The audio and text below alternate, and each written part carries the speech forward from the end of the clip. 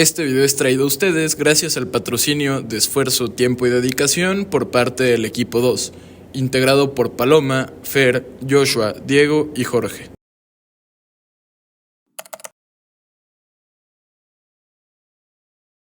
Los modos de producción y consumo en el mundo tan globalizado que habitamos nos dan bondades, como poder desplazarnos cómodamente a la universidad en auto, disfrutar de una cita en el bosque de la primavera o elegir la camiseta que nos gusta en el centro comercial. Pero dichos modos de industria también acarrean problemas como la contaminación del agua, ecosistemas y un sinfín de actos perjudiciales al planeta. El día de hoy hablaremos de la contaminación del aire y plantearemos posibilidades para reducirla al máximo. Antes que nada es importante saber de qué está contaminado el aire y cómo es que se sigue contaminando. Algunos contaminantes importantes que podemos encontrar en el aire, tanto en forma gaseosa como sólida.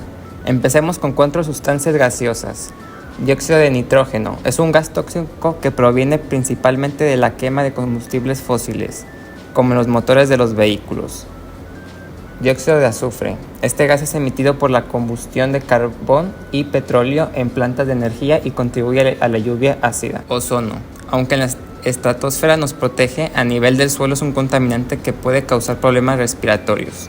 Compuestos orgánicos volátiles. Estos gases se liberan de productos como pinturas, solventes y combustibles y pueden formar ozono a nivel del suelo.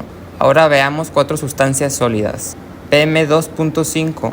Estas son partículas sólidas muy pequeñas que pueden penetrar en los pulmones y causar daños respiratorios. Metales pesados como el plomo. Se encuentran en el aire debido a actividades industriales y el uso de combustibles con plomo y pueden ser muy tóxicos. Óxidos de metales. Estos sólidos se generan en procesos industriales y también pueden ser dañinos para la salud. Cenizas volantes. Son partículas sólidas que se emiten durante la combustión de carbón en plantas de energía y son una forma de contaminación muy común. Estos son algunos ejemplos de las sustancias contaminantes que afectan la calidad del aire y nuestra salud. Es importante estar conscientes de ellos para poder tomar medidas y proteger nuestro ambiente. Hablemos de ciertas sustancias planteadas en la situación problema. Dióxido de azufre. Esta es su estructura de Lewis y como pueden ver tiene una geometría molecular angular o en forma de V. Tiene una geometría electrónica trigonal plana, ángulo de enlace aproximadamente de 120 grados. Resulta ser polar y sus fuerzas intermoleculares son dipolo-dipolo, fuerzas de dispersión de London. Dióxido de nitrógeno. Esta es su estructura de Lewis, como pueden ver tiene una geometría molecular angular o en forma de V, tiene una geometría electrónica trigonal plana, tiene un ángulo de enlace aproximadamente de 134 grados, resulta ser polar y sus fuerzas intermoleculares son dipolo-dipolo y fuerzas de dispersión de London. Dióxido de carbono. Se produce principalmente por la quema de combustibles fósiles para la generación de energía y el transporte, así como por la deforestación. Este gas es el principal responsable del cambio climático, ya que contribuye al efecto invernadero, afectando los patrones climáticos y la salud del planeta. Esta es la estructura de Lewis y como pueden ver también tiene una geometría molecular lineal, una geometría electrónica lineal, ángulo de enlace de 180 grados, resulta ser no polar y su fuerza intermolecular es de dispersión de London. Metano. Se emite durante la producción y transporte de carbón, petróleo y gas natural, así como por la descomposición de residuos orgánicos en vertederos. Es un gas de efecto invernadero mucho más potente que el dióxido de carbono, contribuyendo significativamente al calentamiento global. Esta es su estructura de Lewis, tiene una geometría molecular tetraédrica, geometría electrónica tetraédrica, ángulo de enlace aproximadamente 109.5 grados, resulta ser no polar y su fuerza intermolecular es de dispersión de London. Clorometano. Se produce de forma natural en los océanos y también se genera en procesos industriales, aunque en menor medida. Este compuesto es un contaminante atmosférico que puede afectar la capa de ozono y contribuir al cambio climático. Esta es la estructura de Lewis, tiene una geometría molecular tetraédrica, una geometría electrónica tetraédrica, ángulo de enlace aproximadamente 109.5 grados, resulta ser polar y posee interacciones dipolo-dipolo y fuerzas de dispersión de London. Las sustancias mencionadas se consideran gases reales, debido a que en condiciones normales presentan interacciones intermoleculares y no siempre siguen las leyes del gas ideal, especialmente a altas presiones y bajas temperaturas, donde los efectos de las fuerzas intermoleculares y el volumen de las moléculas se vuelven significativos. El agua. Esta es la estructura de Lewis, tiene una geometría molecular angular o en forma de V, geometría electrónica tetraédrica, ángulo de enlace aproximadamente 104.5 grados, resulta ser polar, posee puentes de hidrógeno, interacciones dipolo-dipolo. Cuando los óxidos de nitrógeno y los óxidos de azufre entran en contacto con el agua de lluvia, se transforman en otras sustancias a través de una reacción química. Diseccionemos cada uno de ellos. En los óxidos de nitrógeno, el óxido nítrico y dióxido de nitrógeno reaccionan con el agua en la atmósfera y forman el ácido nítrico. En su estado de agregación, el ácido nítrico se encuentra en estado líquido cuando es producido en el aire y se disuelve en el agua de la lluvia. Y en el caso de los casos de los óxidos de azufre, el dióxido de azufre reacciona con el agua y forma el ácido sulfúrico. Y para su estado de agregación, el ácido sulfúrico también se encuentra en estado líquido cuando se disuelve en el agua de lluvia. Este proceso se conoce como lluvia ácida. La lluvia ácida ocurre cuando estos ácidos se mezclan en las gotas de lluvia en la atmósfera y luego caen en la tierra como la lluvia. Dicha interacción llamada lluvia ácida ocurre con todas las moléculas mencionadas anteriormente. La geometría molecular tanto electrónica del ácido nítrico resulta en trigonal plana. En interacciones moleculares encontramos que estas moléculas pueden formar puentes de hidrógeno. Además, se trata de una molécula polar. En el caso del ácido sulfúrico, tanto su geometría molecular como electrónica son tetraédricas. Además, estas moléculas pueden formar puentes de hidrógeno debido a la presencia de dos grupos de hidroxilo y átomos de oxígeno electronegativos, y resulta nuevamente en una molécula polar. Los puntos de ebullición y viscosidad del ácido nítrico y ácido sulfúrico. Para el ácido nítrico, la fórmula química es esta y su punto de ebullición es 83 grados Celsius y esta es su viscosidad. Para el ácido sulfúrico, esta es su fórmula química y su punto de ebullición es de 337 grados Celsius y esta es su viscosidad. El ácido sulfúrico tiene un punto de ebullición y una viscosidad significativamente mayores que el ácido nítrico. Esto se debe a la naturaleza de las interacciones moleculares.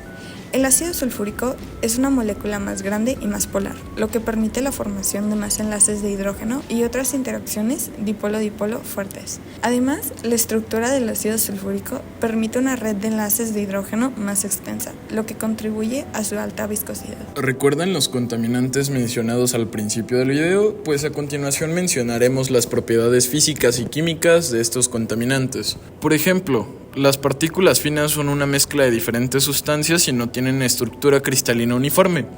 Pueden incluir sales, metales y otros compuestos con diversas estructuras cristalinas. Respecto a los metales pesados, como por ejemplo el plomo, posee una estructura cristalina cúbica centrada en las caras, mientras que la estructura cristalina de los óxidos de metales, como por ejemplo el óxido de zinc, posee una estructura cristalina hexagonal, mientras que el óxido de hierro puede tener estructuras cristalinas diferentes, como la cúbica centrada en las caras o tetragonal. En el caso de las cenizas volantes, son una mezcla de diferentes minerales, por lo que sus estructuras cristalinas varían. Pueden incluir estructuras cristalinas de silicio y aluminosilicatos. Ahora, respecto a las estructuras alotrópicas, por ejemplo, el plomo no presenta estructuras alotrópicas significativas, solo tiene una forma alotrópica, mientras que del lado de los óxidos de metales, algunos metales presentan alotropía.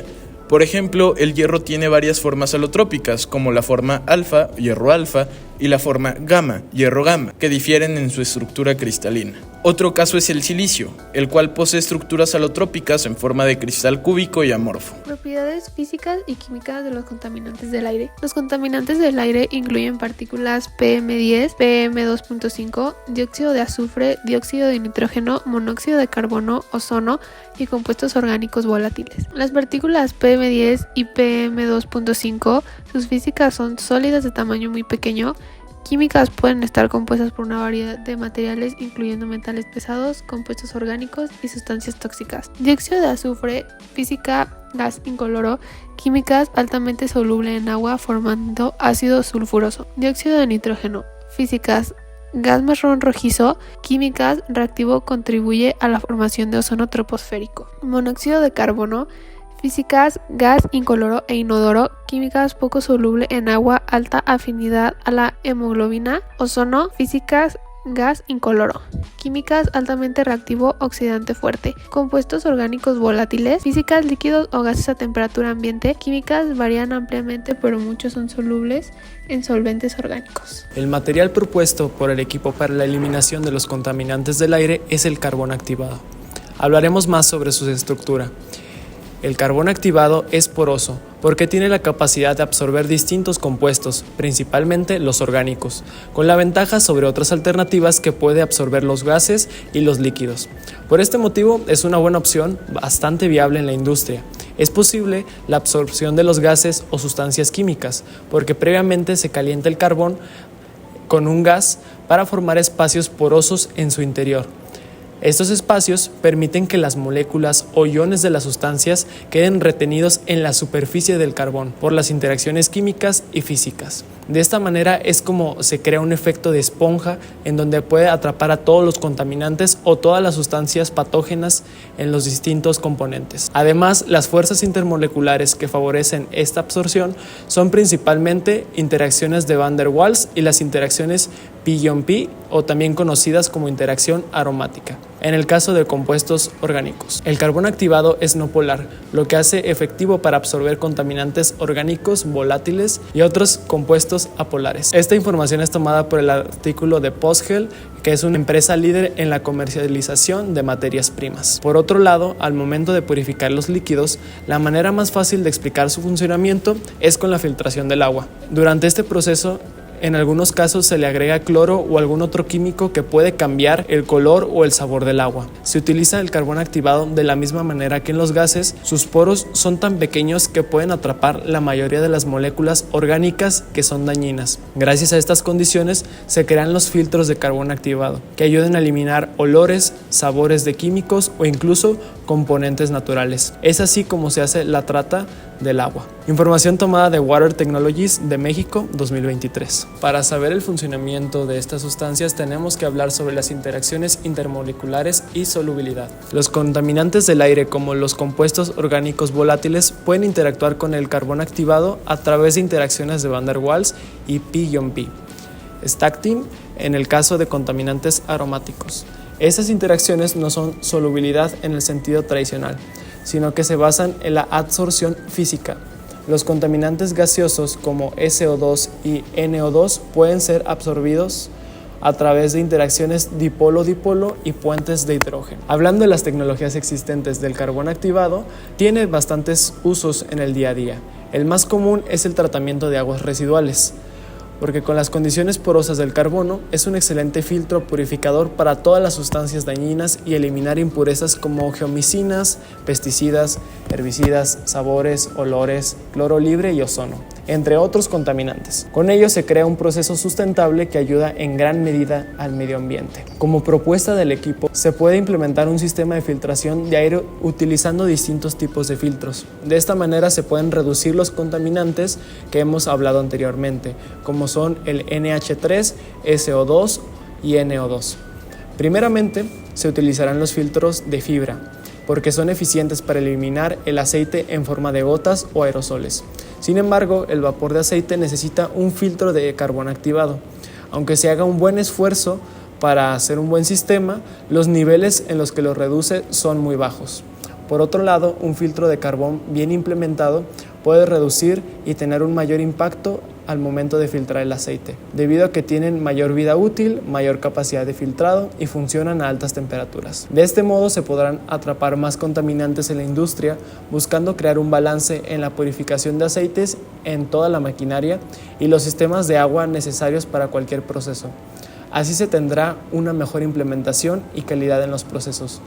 Sin embargo, una de las principales desventajas es que serían de costos elevados para hacer posible este complejo sistema. Además que algunas de las empresas a las que se busca implementar este sistema podrían optar por una opción más barata que pueda cumplir con la misma función y que no genere tanto costo. Ahora abordaremos los pros y contras de la tecnología ya existente, además de realizar la comparativa entre dicha tecnología y la nuestra. El carbón activado es especialmente eficaz a las altas temperaturas, destacado por su durabilidad y gran capacidad de absorción. Sin embargo, representa limitaciones como su capacidad reducida para eliminar vapores, lo que hace necesario combinarlos con otros tipos de filtros para lograr una filtración más completa.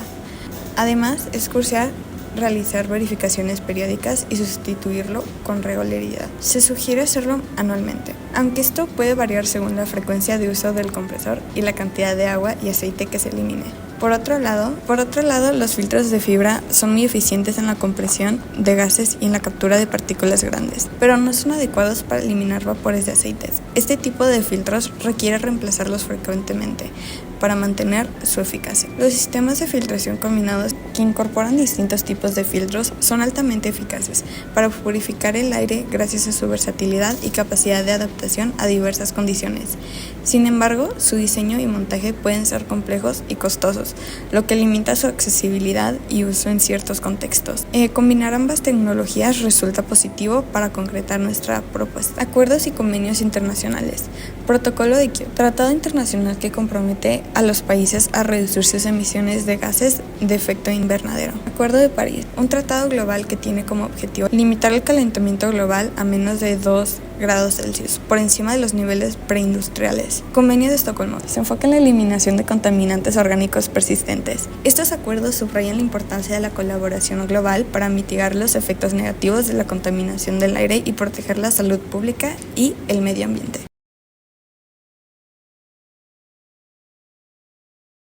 En aras de un mundo que cada día se contamina más, la lucha por evitar el cambio climático continúa creciendo, aunque los resultados son cada día más desfavorables. Entonces, asumiendo nuestro rol de agentes de cambio, caemos en la necesidad de encontrar soluciones eficaces e innovadoras para revertir este problema. Si bien es imposible desaparecer toda la contaminación en el aire de un día para otro, es sumamente positivo investigar y proponer tecnologías que ayuden a reducir las emisiones de los gases que año tras año van en aumento. En conclusión, nuestra propuesta fusiona lo mejor de dos mundos, aprovechando los filtros de carbón activado y los de microfibra para evitar que la situación actual empeore. Dicho videoensayo nos ayudó colectivamente a activar un sentido de pertenencia hacia el planeta que habitamos, complementándolo claramente con el conocimiento adquirido acerca de estructuras, geometrías, polaridad e interacciones intermoleculares, utilizándolo claramente para encontrar soluciones que se alineen a las características de los datos recabados de cada una de las moléculas y así encontrar soluciones viables a tan gran problemática. Amando infinitamente a nuestro hogar y esperanzados socialmente a contribuir a un cambio, nos despedimos. Nos vemos en el próximo reto.